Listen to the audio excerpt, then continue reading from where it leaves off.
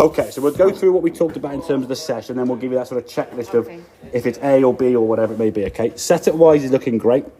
I like the sort of spine angle lean there. You've got the club now in a good position. This is all great. The issue we had there, this knee would kind of move in too much that way and put a little bit too much lean with your spine going this way. So we see what we call an overswing in your back. So the knee goes in and you can see your head kind of moving towards target there.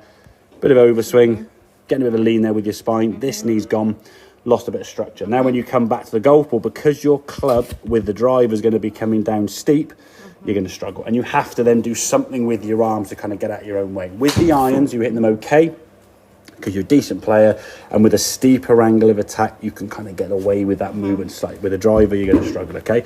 So the feeling is now is the top of the back, so you can just see as you move there now, just a little bit of a shift here now. So top of the backswing here now, we've got your spine angle. You've created your width away from your right leg there. So you haven't slid your hips, you've still turned your hips nicely, but you've maintained that sort of... So from here now, as you come back to the golf ball, the body's going to shift nicely. The arms now are coming. This is now great. If we can practice the movement on that impact bag, or you just unhinging the wrist, when you've got all that energy stored here now, we come back to the ball, yeah? The left arm now would be here, and the club now is unhinging. What you do, if you watch your left arm now from your torso, it starts pulling away a little bit, yeah? And it was a little bit more even on this one as you came through there. You can see that sort of, this here, that almost like a bit of a jumping up to try and get out your own way, because you think, oh God, the ground's almost coming down too steep. I've got to get out my own way, okay? So if you strike the ball well, as in you connect with the ball in the middle part of the club face, your body movement's been good. And the arms are the problem.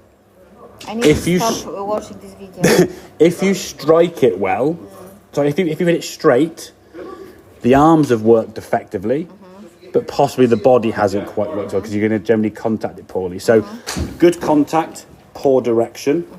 The body's worked well, the hands haven't worked well. Bad contact, good direction. The hands have worked well, but the body's not worked well.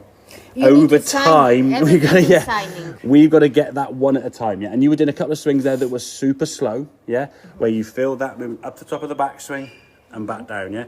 I know you didn't find the step-in drill easy, but I think if you get the body working better, you better feel you can just sort of get to the top of the backswing and just plant that left foot down quietly rather than going and slamming it down, okay? So, because I think if we look at this position your body gets into there now, because there's a more weight on this trail foot, this foot now could lift off the ground a little bit, and then you could just shift your weight now as you do this way, and in this sort of shifting I could just put that left foot back down. It would probably be a little bit of a slam, but it wouldn't be an aggressive slam you have in there, okay? Yeah, I do not want to look like Happy Gilmore, then I have tendency to overdone everything what you teach me. But that's the thing, because you're so easy, and this is why I think, again, and I never worry, because I know you can come back to where you were anyway, because you can adapt really well. You almost adapt too quickly. That's the thing sometimes. It's your strength at being sort of supple, versatile and able to change is a weakness in some ways, because you kind of go back and forth kind of from one extreme to the other, okay? So a lot of good positives to take away from this in terms of your setup when you're standing the golf ball nicely. The body movement was certainly getting better. And I think in terms of swinging this way, this movement now is far easier to get better quicker than you swinging 100 mile an hour down here, yeah?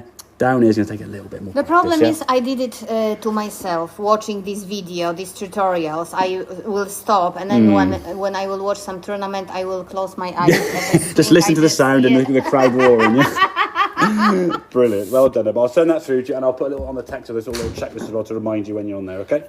This is a